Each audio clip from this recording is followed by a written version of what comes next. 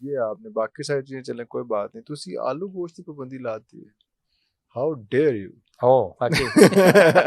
छोटे छोटे जैसे आजकल अलूचा होता है, आलू बुखारा छोटा, वो अलूचे वाला साइज उस तरह का छोटे छोटे गोल गोल आलू हुआ करते थे, वो कहाँ गए? किसी भी फसल को 1 एकड़ में मैक्सिमम जो खाद लगती है 1-1.5 बोरी, 1.5-2 बोरी, 2, 2.5, 3 बोरी, 4 बोरी मैक्सिमम। ये आलू की फसल है जिसको 12, 14, 16 बोरी तक खाद लग रही।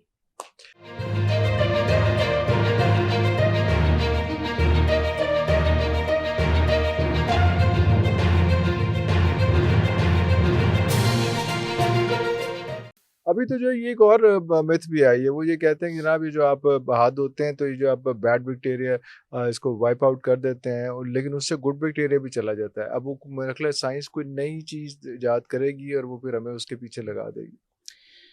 एक नई चीज आएगी, फिर हम उसकी बत्ती के पीछे लग जाएंगे और वो चीजें बिकना शुरू हो जाएंगी। देखें, आपने फरमाया कि मुसाफा करो, एक दूसरे के साथ सलाम में पहल करो, एक दूसरे के साथ हाथ मिलाओ, हैंडशेक, ठीक, हैंडशेक। तो जो गुड बैक्टीरिया हम एक दूसरे को ट्रांसफर नहीं कर रहे, ये बैड बैक्टीरिया किधर से आ गया? ये वाला जो हमें ये आ गया और ये जो कह दिया गया ये वायरस है, जरासीम है, बैक्टीरिया है। सर ना कोई जरासीम है, ना कोई बैक्टीरिया, ना कोई वायरस है। अगर आप 2 मिनट के लिए, 1 मिनट के लिए मेरे साथ इत्तेफाक कर लें कि कोई जरासीम नहीं है, फर्ज कर लेते हैं 1 मिनट के लिए, हम इस कौम को जरा सिखाना, कुछ बताना चाह रहे हैं, अगर 1 मिनट के लिए सारी कौम मान ले के, आज पूरे पाकिस्तानी मान ले कि जरासीम कोई नहीं है, मान ले, 1 दिन के लिए मान ले, तो कल मुझे बताएं कितनी जरासीम कुछ अद्वियात या वो जो चीजें हम करते हैं इनकी कीमतें सर टके टोकरी हो जाएंगी, कोई नहीं करेगा। तो चीजें बेचने वालों ने ये हमें इस तरफ लगाया या क्या हुआ? फिर एक मुझे बड़ा गिला है आपसे और बड़ा मैं शिद्दत से आपको मैं इस बात पे कहूंगा कि यार ये आपने बाकी सारी चीजें चलें कोई बात नहीं, तुसी आलू गोश्त की पाबंदी लाती है, how dare you. I'm sorry to be that rude, but I have to be. Okay. आप आलू गोश्त के लवर हैं, मुझे ये नहीं पता। मैं दस रहे हैं सर, मैं आंसू निकल आए सर मेरे तो ये सुन के। देखें, आलू जो है ना, ये वो आलू लाए ना सर आप, जो किसी दौर में आपको याद होगा, आपका बचपन, मेरा बचपन, वो माँ का दौर, वो जरा गौर मारें एक दफा। तो छोटे छोटे जैसे आजकल अलूचा होता है, आलू बुखारा छोटा, वो अलूचे वाला साइज उस तरह का छोटे छोटे गोल गोल आलू हुआ करते थे, वो कहाँ गए? वो कहाँ है? वो लेकर आए जो हमारी माएँ उस वक्त उबालती भी थी, उबाल कर उसको साबुत ही छिलका हम उतारते थे और वो उसको शोरबे वाला बनाती थी। और मसाला वगैरह बनाने से पहले वो हम छील छूल के जिसमें रखते थे, हम 1-2 उठा के निकल जाते थे। फिर वो थोड़ी की देर बाद उसका ध्यान इधर उधर होता था, फिर वो उठाने आगे से डोई पड़ रही थी, तेरी किधर, अभी नहीं। अच्छा, फिर वो आलू हम लेके जाते थे, गायब कर लेने, हमें भी दाव पेच आते थे, पता उनको भी होता था। तो हम ले जाकर वो जो कुंडी च मिर्चा कुटियां होती हैं, पीठी टाइप जो होती थी, वो हमने कहीं से, वो भी कुंडे से चुरानी, उसमें 2-4 लेमन के कतरे डालने, उसको थोड़ा सा खट्टा सा करना, और वो आलू उसके साथ इधर उधर ले जाके जब हम खाते थे, सर वो आलू चाहिए ना वापस, वो आलू हो। अब वो आलू का साइज है ये बता दें। नहीं, वो आलू तो इतना बड़ा आलू और सारा, अब इतना बड़ा आलू क्यों हो गया? इसलिए कि उसको जो खुराक वो आप लगा रहे हैं ना, जो उसको खुराक दे रहे हैं उसकी आलू को, वो खाद है जो फर्टिलाइज कर रहे हैं, वो खाद सर आपकी इस वक्त जो है 12 से 14, 14 से 16 बोरी खाद, सर आप किसी से पूछ लें 1 एकड़ में नहीं लग रही आलू के लिए। और पूरे 1 एकड़ जमीन में, 1 एकड़ जमीन में पूरे साल में किसी फसल को, किसी भी फसल को, चारा हो, जनास हो, खाने वाली हो, किसी जानवरों के लिए हो, कुछ भी हो, व्हाटएवर, किसी भी फसल को 1 एकड़ में मैक्सिमम जो खाद लगती है 1-1.5 बोरी, 1.5-2 बोरी, 2, 2.5, 3 बोरी, 4 बोरी मैक्सिमम। ये आलू की फसल है जिसको 12, 14, 16 बोरी तक खाद लग रही। ये वजह क्या है? जिस तरह से ब्रॉयलर मुर्गी को फौरी तौर पे आपने बड़ा करना है, तो आलू को भी आलू सारा बड़ा बड़ा और इस तरह से हो रहा है कि भारी हो जाए, ज्यादा हो, बड़ा हो और आपका वजन में ज्यादा जाए, पर एकड़ यील्ड के चक्कर में, उसमें तो उस चक्कर में सब लोग पड़े हुए हैं। तो उसमें पड़े हुए ना, तो उसकी वजह से क्या हो रहा है? दुश्मन कौन है? इंसान का दुश्मन हुआ पड़ा है। वो दुश्मन इंसान का नहीं, अपना खुद हुआ पड़ा है, अपना खुद हुआ पड़ा है। आप किसान को मैं जल्दी बताता हूँ, किसान को जो स्प्रे सब्जियों पे करनी है वो महंगी है, हाँ, वो महंगी है क्योंकि वो उसके ऊपर छिड़की जाए तो छिड़की इंसान जाएगी, के हाँ, लिए मतलब उस तरह की है कि वो इंजीनियस है, हाँ, कर भी सके। अच्छा, वो महंगी है और किसान के पास इतने पैसे नहीं है कि वो परचेज कर वो सके, एक्चुअल वाली ले कर जो सके। इंसान ने जिसको वो खाना है, चाहे वो सब्जियों की हो फलों की हो, हम्म, वो क्या करता है, वो गया कपास की सुंडी मारने के लिए स्प्रे करने, तो वो पीछे उसने मशीन डाली हुई है और वो पंप एक है, हाथ से वो पंप है और उसके हाँ, साथ वो स्प्रे कर रहा है। कर रहा है। आज उसने देखा कि मेरी ये सारी जो भी कपास की फसल है, फर्ज करें हम कपास की बात करते हैं, उस पे एक हो गई, एक एक मिसाल ठीक है। हो गई।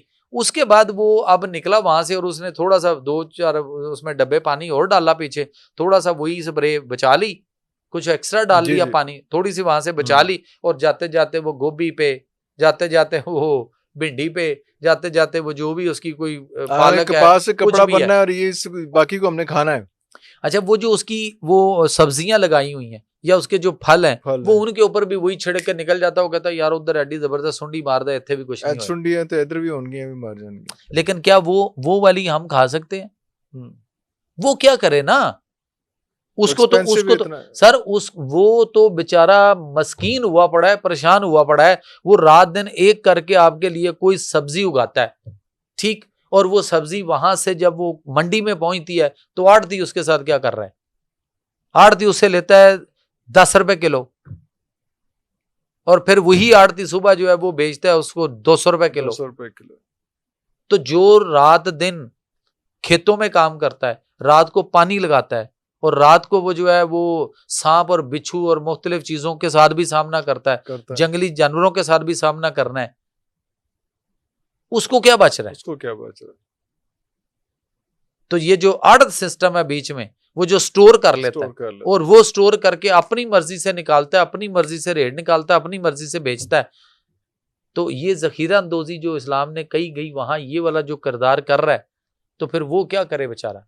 उसके पास इतने पैसे नहीं हैं कि वो मेरे और आपके लिए, बल्कि उसने खुद भी वो पालक खानी है, उसने खुद भी वो भिंडी खानी है, मजबूरी है। लेकिन वो फिर भी वो उसके ऊपर वही वाली वो तेज जहरीली मार, कीड़े मार अद्वियात जो कि फसल पे होनी है, सब्जियों पे या फलों पे नहीं होनी, वो बेचारा ना करे तो क्या करे?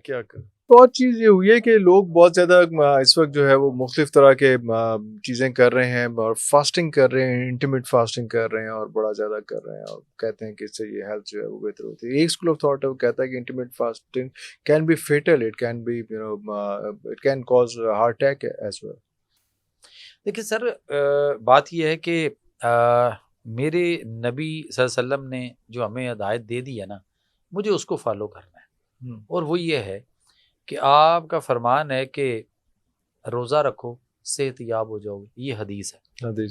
तो हमें अपने करीम आका की उस हदीस को फॉलो करना है। हमें क्या लगे इंटरमिटेंट फास्टिंग कौन क्या कर रहा है और किस तरीके से कर रहा है, आप उस तरीके से फास्टिंग करें जो रोज़ा है। सवाब भी है, रूह के लिए भी है और जिस्म के लिए भी। और बीमारी के बारे में फरमाया कि रोज़ा रखो सेहतयाब हो जाओगे। किसको ये जुमला किसके लिए? तंदुरुस्त के लिए या बीमार के लिए? ये बीमार के लिए हाँ। कि रोजा रखो सेहतयाब हो जाओगे। तो हमें रोजा रखना है। अच्छा, अभी जो है ना वो बहुत सारे मुल्कों के अंदर मैंने देखे डे फास्टिंग सेंटर्स बनाए गए। अरे, और मुसलमानों की तर्ज पे उन्हें सुबह से लेके शाम तक, सूरज निकलने से लेके सूरज गुरूब होने तक उन्हें फाके में रखा जाता है। अच्छा, इसका एक और बड़ा फायदा है जो मैंने भी देखा है, वो डे फास्टिंग सेंटर्स में भी देखा है, समझ आती है कि पेशेंट्स को आप सारा दिन रोजा रखवा लो, फाका कराओ फास्टिंग, और उसके बाद शाम को आप उसको अफ्तारी दो और उसके बाद उसको जो भी उसने खाना है, जितना को उसको खाना है वो खिलाओ, थोड़ा खिला दो और उसके बाद आप उसको दवाई दो और उसके बाद वो सो जाएगा। सुबह सहरी के वक्त उसको उठाओ और उसको सहरी करा दो और उसके बाद उसका रोजा रखवा दो।